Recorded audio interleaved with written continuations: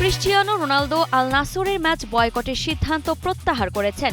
তিনি 14 ফেব্রুয়ারি আল ফাতেহের বিপক্ষে মাঠে ফিরবেন বলে জানিয়েছেন ক্রীড়া বিষয়ক সংবাদ মাধ্যম ESPN।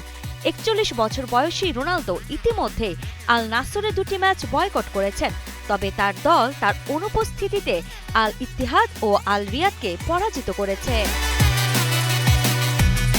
ESPN এর প্রতিবেদনে বলা হয়েছে, রোনালদো সৌদি পাবলিক ইনভেস্টমেন্টের সঙ্গে অসন্তোষের কারণে 2টি ম্যাচ বয়কট করেছেন। বিশেষ করে ট্রান্সফার উইন্ডোতে আল নাসরের প্রত্যাশিত সহায়তা না পেয়ে তিনি ক্ষুব্ধ ছিলেন।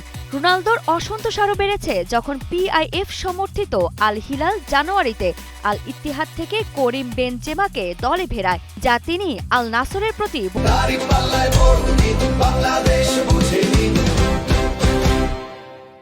বৈষম্য হিসেবে দেখেন।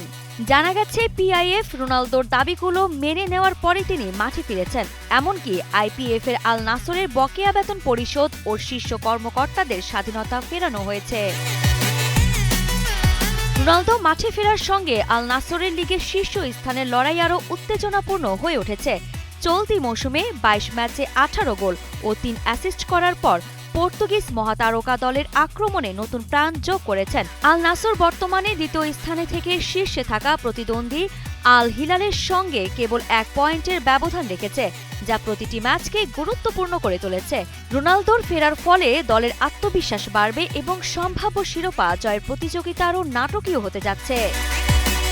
আরিফা জাহান পিনন, কালের কণ্ঠ।